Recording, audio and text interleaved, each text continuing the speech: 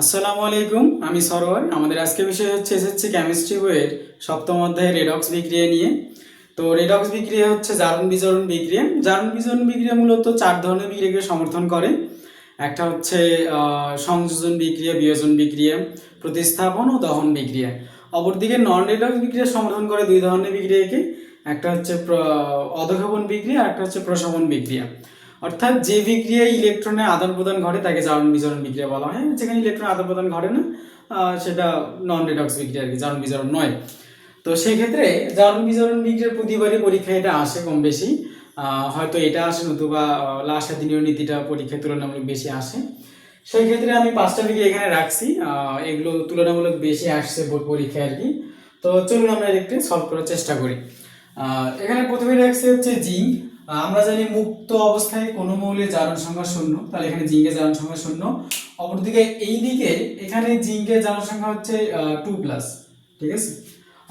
আবার যদি এই পাশে চিন্তা করি, এখানে হাইড্রোজেনের জারণ সংখ্যা হচ্ছে +1। অপরদিকে এখানে মুক্ত অবস্থায় বা নিরপেক্ষ মৌলে হাইড্রোজেনের জারণ সংখ্যা হচ্ছে 0। সেই ক্ষেত্রে এখানে জিঙ্কের জারণ সংখ্যা 0, এখানে জিঙ্ক 2+। জিঙ্ক 2+ কিভাবে আসছে এগুলো আমি গত ভিডিওতে এগুলো দেখাইছিলাম। তো সেই ক্ষেত্রে এখানে জিঙ্ক, মনে করি এখানে জিঙ্ক হচ্ছে যদি 30টা ইলেকট্রন ধরি, এখানে জিঙ্কের যে ইলেকট্রন 2+ মানে দুটো ইলেকট্রন ত্যাগ করলো, সেই ক্ষেত্রে ইলেকট্রন এখানে 28টা, তার মানে ত্যাগ করা বোঝাচ্ছে। সেই ক্ষেত্রে এটা বোঝাবে আমার এই যে জিঙ্কের যে প্যাটার্নটা, এটা আমাদের জারণ বিক্রিয়া প্রকাশ করবে, জারণ বিক্রিয়া প্রকাশ করবে। অপরদিকে এই যে হাইড্রোজেনের সাথে যে এই কম্বিনেশনটা, এটা তাহলে আমাদের কি প্রকাশ করবে? বিজারণ বিক্রিয়া, বিজারণ বিক্রিয়া, তাই না? কেন বিজারণ?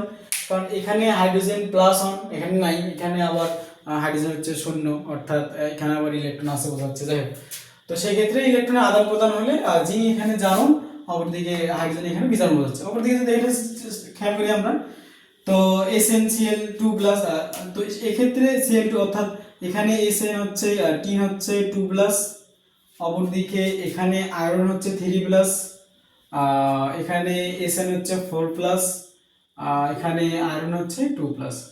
তো এই ক্ষেত্রে এখানে এই Sn এর সাথে এই Sn অর্থাৎ টিনের একটা ইলেকট্রনের আদান প্রদান ঘটবে। সেই ক্ষেত্রে খেয়াল করে দেখো, এখানে Sn2+, যদি আমরা Sn, মনে করো আমি এটা জানি না, এটা কিন্তু 10 ধরে নিই। সেই ক্ষেত্রে Sn যদি 10 হয়, তাহলে এখানে 2+ মানে ইলেকট্রন এখানে 8 বোঝাচ্ছে। অপরদিকে এখানে Sn4+ মানে কত? যদি 10 ধরি, তাহলে সেই ক্ষেত্রে এখানে 6 বোঝাচ্ছে। তাহলে এখানে ছিল 8টা, হয়ে গেল 6টা, তার মানে কমছে, কম বোঝাচ্ছে, তার মানে ত্যাগ করছে। তাহলে এটা একটা রেডক্স বিক্রিয়া, অর্থাৎ এটা একটা জারণ বিক্রিয়া, তাই না? তাহলে এটা হচ্ছে আমাদের জারণ। অপরদিকে Fe3+ এর সাথে এই যে Fe আয়রনের সাথে যে এই যে এটার ক্ষেত্রে একটা দেখা যাবে। সেই ক্ষেত্রে এখানে আয়রন 3+, এখানে আয়রন হচ্ছে 2+। যদি আমরা এটাকে 10 ধরে নিই, যদি চিন্তা করি, তাহলে 3+ মানে হচ্ছে ইলেকট্রন এখানে 7টা, এখানে 2+ মানে ইলেকট্রন হচ্ছে 8টা। তাহলে 7টার থেকে 8টা বাড়ছে, তার মানে গ্রহণ করছে। তার এটা হচ্ছে আমাদের বিজারণ বিক্রিয়া, এটা হচ্ছে বিজারণ বিক্রিয়া। আচ্ছা, অপরদিকে আসি, এটা হাইড্রোজেন সালফাইড। তো এখানে সালফারের জারণ সংখ্যা হচ্ছে 2-, এখানে সালফারের মুক্ত অবস্থা এখানে 0, এখানে ক্লোরিন মুক্ত অবস্থা 0, কিন্তু এখানে ক্লোরিন হচ্ছে -1। তাহলে এই সালফারের সাথে এই যে সালফারের একটা ইলেকট্রনের আদান প্রদানের ঘটছে আর কি। সেক্ষেত্রে এখানে সালফার যদি আমরা এখানে যদি সালফার যদি 16, যদিও সালফার 16, তাহলে এখানে 2- মানে দুটো গ্রহণ করছে, তার মানে সালফার এখানে 18 বোঝাচ্ছে। হ্যাঁ, 18 বোঝাচ্ছে, কিন্তু এখানে মুক্ত অবস্থায় জারণ সংখ্যা 0, তাহলে এখানে 16 বোঝাচ্ছে। তাহলে 18 থেকে 16, তাহলে 18 থেকে 16, তার মানে ত্যাগ করে বোঝাচ্ছে, কমছে আর কি। তার মানে এটা হচ্ছে জারণ, অর্থাৎ এটা হচ্ছে জারণ সংখ্যা, জারণ বিক্রিয়া। অপরদিকে ক্লোরিন এখানে মুক্ত অবস্থায় 0, কিন্তু ক্লোরিনের এই অবস্থায় এখানে কি বোঝাচ্ছে? তাহলে এটা বিজারণ, একটা জারণ হলে অপরটা বিজারণ। আচ্ছা, অপরদিকে এটাতে যাই, যে মার্গারিট যাই, তাহলে এখানে মার্গারিট মুক্ত অবস্থায় 0, এখানে মার্গারিট হচ্ছে +1, ক্লোরিন এখানে -1। যাই, এখানে মার্গারিট হচ্ছে 2+, ক্লোরিন তো -1, ওপাশে -1। যদি ক্লোরিনের কোনো ইলেকট্রন আদান প্রদান ঘটেনি, অর্থাৎ ক্লোরিন এখানে দর্শক আয়ন হিসেবে কাজ করবে। আচ্ছা, তার মানে এখানে এই মার্কারির সাথে এই মার্কারির যে কম্বিনেশনটা ঘটবে, এটার ক্ষেত্রে এখানে শূন্য, কিন্তু এখানে হচ্ছে 1+, তার মানে কি কি দেখাচ্ছে এখানে, যদি মার্কারি আমরা 10 ধরে নিই তাহলে এখানে 10, তাহলে এখানে একটা ইলেকট্রন ত্যাগ করা বোঝাচ্ছে, তার মানে 9, তার মানে ত্যাগ করছে 10 থেকে 9, তার মানে এটা জারণ, তার মানে এটা হচ্ছে জারণ বিক্রিয়া। অপরদিকে এখানে মার্কারি 2+, তাহলে যদি 10 চিন্তা করি তাহলে 2+ মানে দুটো ত্যাগ করছে, তাহলে 8 থেকে এখানে ধরো যদি 9 হয়, তার মানে ইলেকট্রন বাড়ছে, তার মানে গ্রহণ করছে, তাহলে এইটার সাথে এটার কি ঘটবে, তাহলে এটা বিজারণ। আচ্ছা লাস্টটায় আসি। তো এখানে আয়রন হচ্ছে এখানে 3+, এখানে 3+, এখানে সালফার হচ্ছে 2-, এখানে আয়রন হচ্ছে 2+, এখানে সালফার এই যে মুক্ত হচ্ছে সালফার শূন্য, যাই হোক, তাহলে এই সালফারের সাথে এই সালফারের যে প্রবণতাটা, এটা হচ্ছে কি বোঝাচ্ছে, সালফার এখানে যদি আমরা সালফার এখানে 16, তাহলে দুটো গ্রহণ করা বোঝাচ্ছে, তার মানে 18 থেকে 16, তার মানে ত্যাগ করা বোঝাচ্ছে, তাহলে এটা জারণ।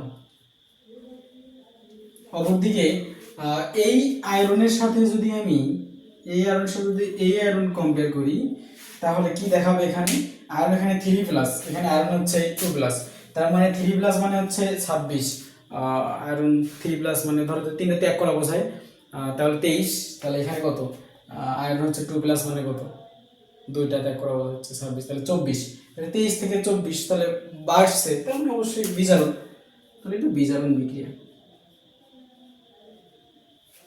আচ্ছা, তো এভাবে মূলত তোমার আগে শনাক্তকরণ করতে হবে যে আসলে কে জারণ আর কে বিজারণ। তোমার খেয়াল করতে হবে যে ইলেকট্রন ছাড়বে সে জারণ বিক্রিয়া, আর যে গ্রহণ করবে সে বিজারণ বিক্রিয়া ঘটাবে। এখানে আরেকটা জিনিস জানার আছে, সেটা হচ্ছে এটা, যারা জারণ বিক্রিয়া ঘটায় তাদের বিজারক পদার্থ বলে। তার মানে এখানে যদি জিঙ্ক যদি জারণ বিক্রিয়া ঘটায় থাকে, তাহলে জিঙ্ক এখানে হচ্ছে বিজারক পদার্থ। আর এখানে অপরদিকে হাইড্রোজেন যদি এখানে বিজারণ বিক্রিয়া ঘটে থাকে, তাহলে এখানে হাইড্রোজেনটা হচ্ছে বিজারক পদার্থ, সরি জারক পদার্থ। অর্থাৎ যারা ইলেকট্রন যে বিক্রিয়ায় ইলেকট্রন ত্যাগ করে তাদের জারণ বিক্রিয়া বলে, আর যারা জারণ বিক্রিয়া ঘটায় তাদেরকে বিজারক পদার্থ বলে। সেক্ষেত্রে আমরা যদি জারণ বিজারণ যদি শনাক্ত করতে পারি, সেক্ষেত্রে জারক বিজারক পদার্থ শনাক্ত করতে পারবো ইনশাল্লাহ। তো এইভাবে আগে শনাক্তকরণ করতে হবে, দেন তারপরে রিয়াকশনগুলো আমাদের দিতে হবে। ধন্যবাদ সবাইকে।